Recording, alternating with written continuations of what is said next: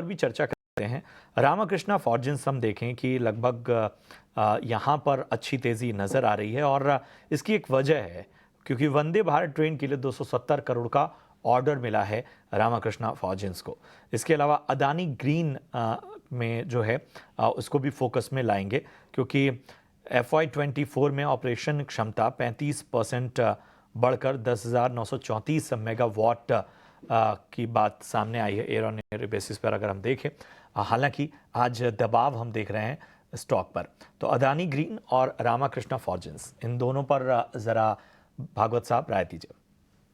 प्रशांत जी, रामाकृष्ण फॉर्जिंग्स की बात करें तो ट्रेडिंग के नजरिए से थोड़ा कंफर्ट नहीं बैठ पा रहा है मुझे। हालांकि स्टॉक का चार्ट स्ट्रक्चर बहुत ही मजबूत है, शॉर्ट टर्म में थोड़ा वोलेटिलिटी के शिकार हो सकता है, तो वहां पे आपको टारगेट स्टॉप लॉस क्लियर नहीं बन पा रहे। इसलिए मैं कहूंगा किसी को निवेश करना है, किसी को ये ट्रेड में आप 3 महीना आप दे सकते हैं ही आप ये ट्रेड ले, क्योंकि स्टॉक का स्ट्रक्चर बहुत मजबूत है। 600 का एक बेस बन चुका है और अभी ये इमीडिएट में 800 ये आपका रेजिस्टेंस है और जिस तरीके का सेटअप है 800 भी पार कर जाएगा, ये मेरा मानना है। तो फिलहाल अगर थोड़ा सा टाइम देके आप बाय कर सकते हैं तो 800 का टारगेट आपका पहला पड़ाव रहेगा।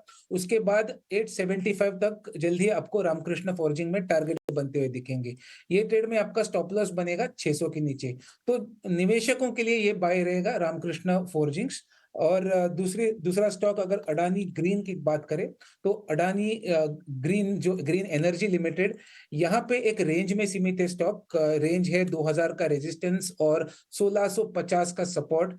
कोई क्लियर ट्रेड यहाँ पे नहीं बन पा रहा है, तो मैं कहूंगा कि आप इसे अवॉइड कीजिए फिलहाल जिस स्तर पे ट्रेड हो रहा है, क्योंकि पूरे रेंज के बीच के लेवल पे है।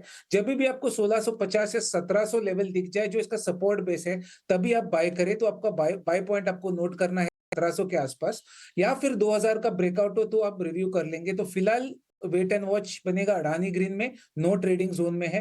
और जो रामकृष्ण फॉर्जिंग्स है उसे आप पोजिशनल नजरिए से बाय करके चलिए। तो ये विस्तृत नजरिया इन दोनों ही स्टॉक पे। पावर सेक्टर पर इसी नजरिए से जरा एक व्यू लेते हैं अक्षय जी से। अक्षय, अक्सर जो पावर स्टॉक्स हैं जिन्होंने एक शानदार रैली दिखाई है उनमें लोगों को करेक्शन का इंतजार रहता है। हम चुनाव और उसके आगे की थीम के हिसाब से भी इसे एक कह सकते हैं कि फ्यूचर प्रोस्पेक्ट से भी देखें तो बड़ी नज़र रहती है। इस लिहाज से देखें तो ये जो आज की करेक्शन है वो पावर के कौन कौन से ऐसे स्टॉक्स हैं या उसके आसपास जो अहम क्षेत्र हैं वहाँ मौके बन सकते हैं? ऐसे कौन से स्टॉक्स हैं जो एक मौका है आज के लिए एंट्री लेने का? जी, तो पावर सेक्टर आप देखें तो ओवरऑल गए 3 महीने से बहुत ही लाइमलाइट में रहा है और बहुत ही मजबूती से ट्रेड हो रहा है। तो इसमें सबसे पहले जो सबसे बेहतरीन चार्ट स्ट्रक्चर है वो बनेगा टाटा पावर का। टाटा पावर का करंट मार्केट प्राइस 436 है और आज एक वीक या एक वॉलेटाइल मार्केट में भी गैप डाउन ओपन होने के बाद अच्छा खासा इंट्राडे में रिकवरी करा है। तो ट्रेडिंग का माध्यम हो या आप मीडियम टर्म इसमें निवेश करना चाहे, दोनों तरीके से टाटा पावर ये फिट हो रहा है ट्रेडिंग के नजरिए से। तो आपको बाय करके चलना है। चार्ट स्ट्रक्चर प्रोजेक्ट कर रहे हैं ट्रेडिंग टारगेट्स करीबन 475 तक। अगर आप थोड़ा और इसमें होल्ड करने की क्षमता रखते तो 500 भी आपको दिख जाएगा 3 महीने की अवधि में। तो बाय या होल्ड की राय रहेगी टाटा पावर में। आपका ट्रेडिंग स्टॉप लॉस अगर बनाना है तो 420 के नीचे होगा।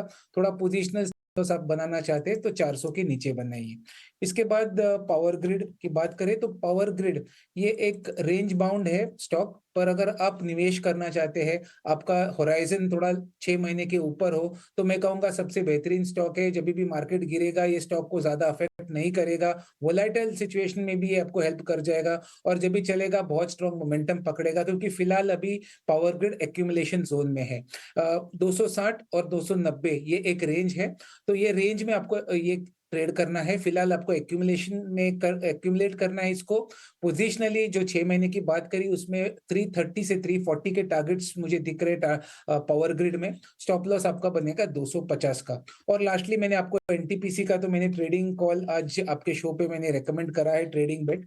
तो अगर ट्रेडिंग या शॉर्ट टर्म का नजरिया हो तो आप एनटीपीसी चुन सकते हैं। तो NTPC for that short term trading, Tata Power आप मीडियम टर्म के लिए, और अगर आप बात करें पावर ग्रिड तो लॉन्ग टर्म निवेश के हिसाब से सोच सकते हैं।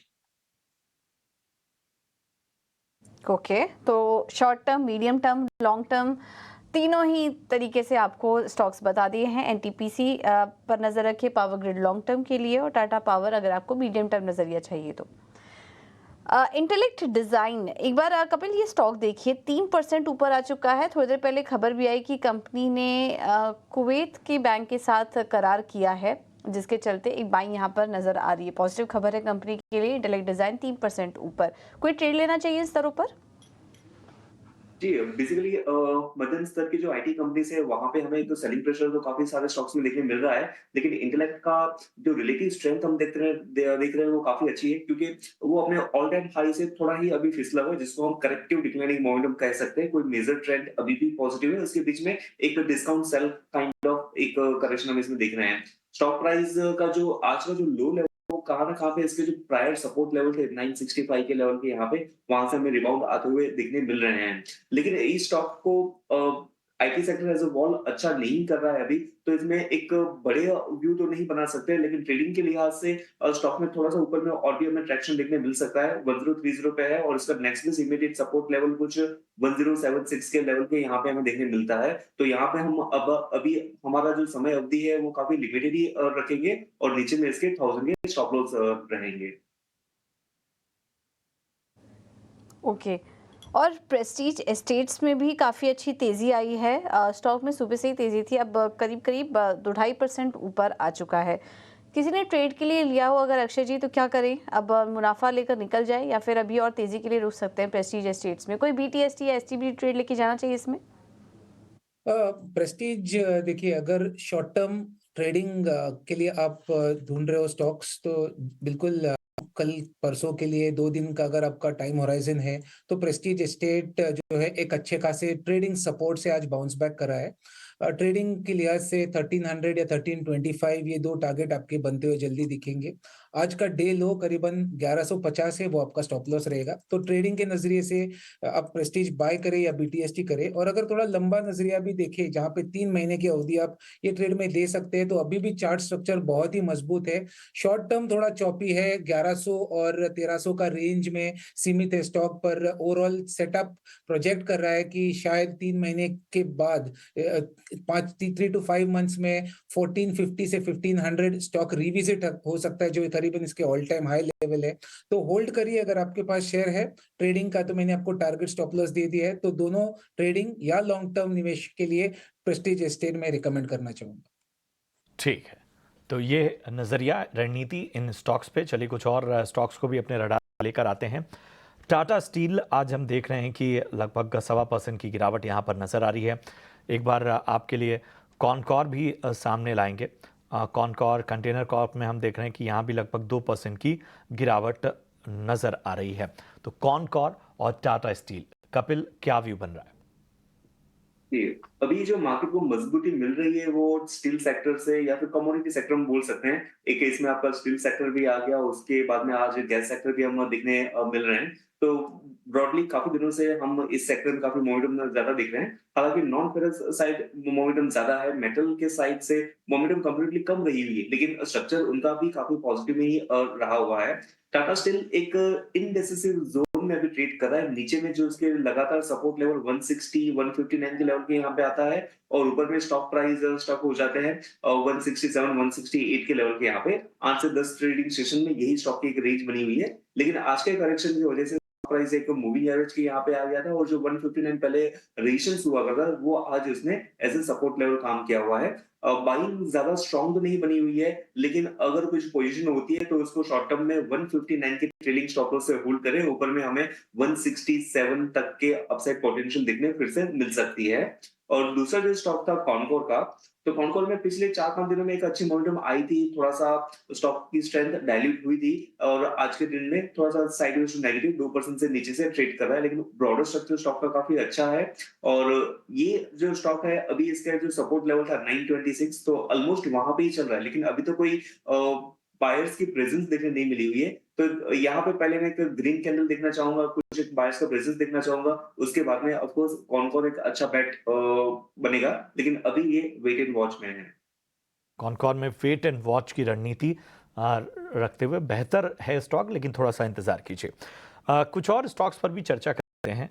रामाकृष्णा फॉर्जिंस हम देखें कि लगभग यहाँ पर अच्छी तेज़ी नज़र आ रही है और इसकी एक वजह है क्योंकि वंदे भारत ट्रेन के लिए 270 करोड़ का ऑर्डर मिला है रामाकृष्णा फॉर्जिंस को। इसके अलावा अदानी ग्रीन में जो है उसको भी फोकस में लाएंगे क्योंकि FY24 में ऑपरेशन क्षमता 35% बढ़कर 10,934 मेगावाट की बात सामने आई है एयर ऑन एयर बेसिस पर अगर हम देखें। हालांकि आज दबाव हम देख रहे हैं स्टॉक पर। तो अदानी ग्रीन और रामाकृष्णा फॉर्जिंस इन दोनों पर ज़रा भागवत साहब राय दीजिए। प्रशांत जी, रामाकृष्ण फॉर्जिंग्स की बात करें तो ट्रेडिंग के नजरिए से थोड़ा कंफर्ट नहीं बैठ पा रहा है मुझे। हालांकि स्टॉक का चार्ट स्ट्रक्चर बहुत ही मजबूत है, शॉर्ट टर्म में थोड़ा वोलेटिलिटी के शिकार हो सकता है, तो वहां पे आपको टारगेट स्टॉप लॉस क्लियर नहीं बन पा रहे। इसलिए मैं कहूंगा किसी को निवेश करना है, किसी को ये ट्रेड में आप 3 महीना आप दे सकते हैं, ही आप ये ट्रेड ले, क्योंकि स्टॉक का स्ट्रक्चर बहुत मजबूत है। 600 का एक बेस बन चुका है और अभी ये इमीडिएट में 800 ये आपका रेजिस्टेंस है और जिस तरीके का सेटअप है 800 भी पार कर जाएगा, ये मेरा मानना है। तो फिलहाल अगर थोड़ा सा टाइम देके आप बाय कर सकते हैं तो 800 का टारगेट आपका पहला पड़ाव रहेगा। उसके बाद 875 तक जल्दी आपको रामकृष्ण फॉर्जिंग में टारगेट बनते हुए दिखेंगे। ये ट्रेड में आपका स्टॉप लॉस बनेगा 600 के नीचे। तो निवेशकों के लिए ये बाय रहेगा रामकृष्ण फॉर्जिंग्स। और दूसरा स्टॉक अगर अडानी ग्रीन की बात करें तो अडानी ग्रीन, जो ग्रीन एनर्जी लिमिटेड, यहाँ पे एक रेंज में सीमित है स्टॉक। रेंज है 2000 का रेजिस्टेंस और 1650 का सपोर्ट।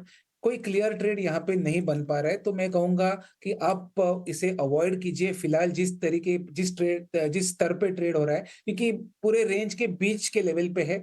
जब भी आपको 1650 या 1700 लेवल दिख जाए जो इसका सपोर्ट बेस है, तभी आप बाय करें। तो आपका बाय पॉइंट आपको नोट करना है 1700 के आसपास, या फिर 2000 का ब्रेकआउट हो तो आप रिव्यू कर लेंगे। तो फिलहाल वेट एंड वॉच बनेगा अडानी ग्रीन में, नो ट्रेडिंग जोन में है। और जो रामकृष्ण फॉर्जिंग्स है उसे आप पोजिशनल नजरिए से बाय करके चलिए। तो ये विस्तृत नज़रिया इन दोनों ही स्टॉक पे।